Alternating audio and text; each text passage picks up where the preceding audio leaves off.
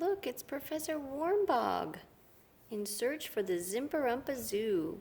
Miney and Papa found this book for us after I had said I just can't find it anywhere. So thank you, Miney and Papa.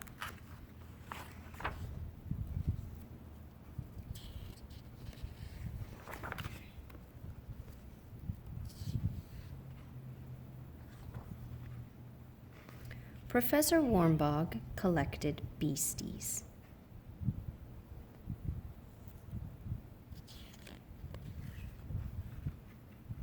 He had every beast from A to Y, but his collection was incomplete.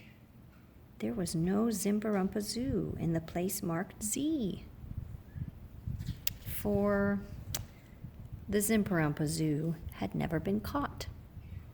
Without further ado, Professor Wormbog decided to catch one.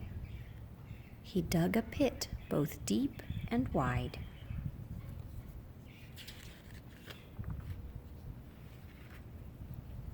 He covered it with sticks and leaves and baited it with tangos and wild yucananas. All night long, he waited. This says reserved for a passing Zimperumpa Zoo. Please drop in. Thank you. What is he doing in that tree? Kind of like what Nana does. Nana crochets. I think he's knitting.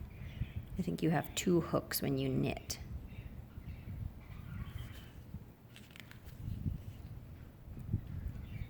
In the early morning, a loud crash woke him from his sleep.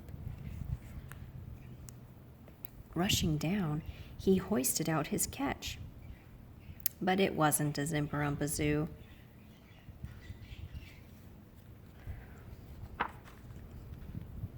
Perhaps a Zimperumpa Zoo can be found in the sea, thought the professor. With baited hook, he set out in a motorboat. What does this say up here? The airplane made a phrase or a sentence up in the sky. It says, brush your teeth.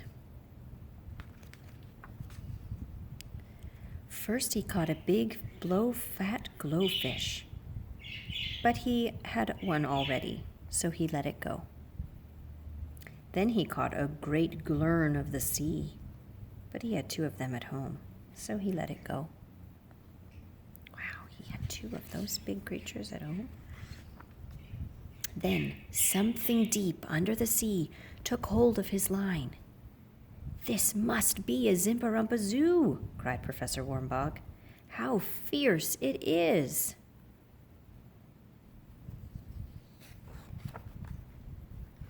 After many long hours, he pulled in his catch.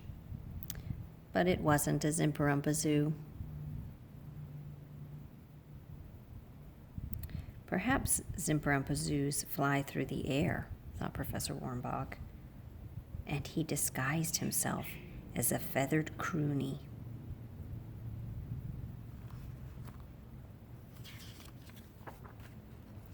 Dangling from a bunch of balloons, he rose rapidly into the sky.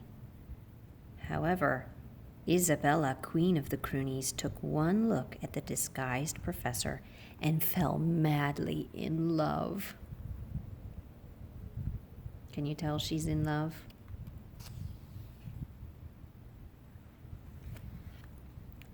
She took him home to her nest to live happily ever after. Luckily for Professor Wormbog, a storm was brewing. The rain washed away the glue and the wind blew away the feathers. One look at the professor without his feathers, and Isabel's heart was broken. Leave, she told him. Be gone, depart. She's sad. Professor Wormbog hiked to the top of a craggy peak and looked and looked. But when the peak looked back,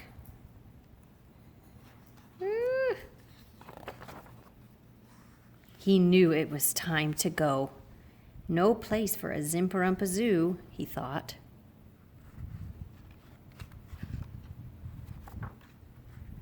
Deep in caves and caverns beneath the earth he traveled.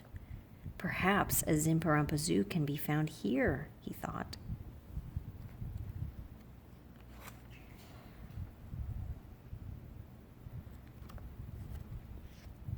He looked and looked, even in the blackest pit of all.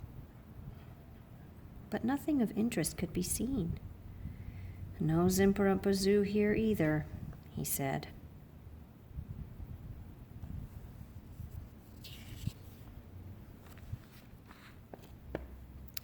Quite disappointed, Professor Wormbog went home.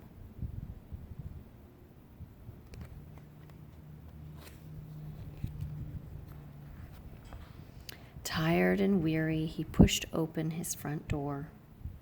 He took off his dusty clothes and jumped into a hot bath.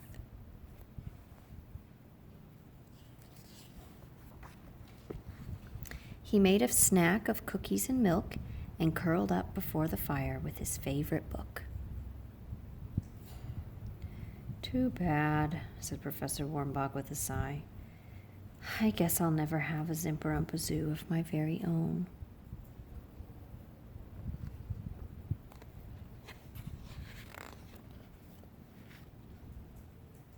What is going on? Are those Zimperumpazoos? They were at his house all along. Oh my goodness, can you count them all?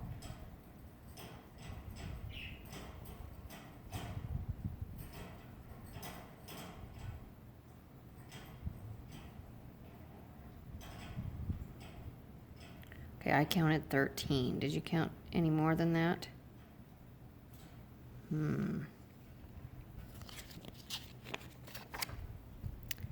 The end.